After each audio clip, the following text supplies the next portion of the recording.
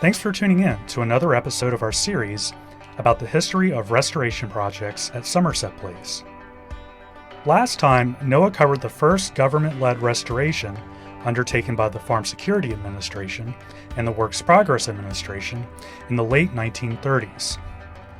At the same time, the state of North Carolina recognized the potential of developing a state park along the shore of Lake Phelps.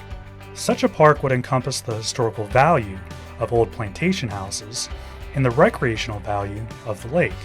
As such, the state entered into an agreement with the FSA to acquire a small portion of federal land along the north shore of the lake, including the surviving historic buildings at Somerset Place. Federal, state, and local governments provided money and resources to continue restoration work at the park, which opened in 1939.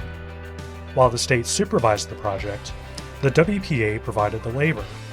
Further blending history and recreation, the state planned to convert the Collins home into a hunting and fishing lodge, which would be the main attraction for visitors. WPA workers would restore the interior of the house to its 19th century appearance, but with modern amenities, including bedrooms and bathrooms for guests and common areas like a dining room, kitchen, and meeting space. 40 laborers began work on March 20th, 1941, and continued until June 24th, 1942. They removed the house's original plaster and cypress lathing, replacing it with steel lathing and new plaster. They scraped, sanded, and repainted the woodwork. They patched the original pine floors where necessary, and they removed early 20th century partitions. WPA workers also wired the house and installed modern plumbing and electrical fixtures.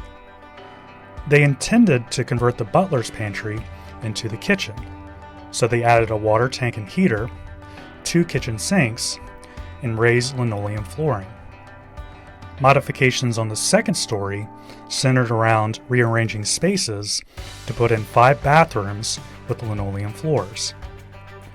World War II put on hold additional work that was to include adding window screens, new porch steps, kitchen appliances, and third-floor bathrooms.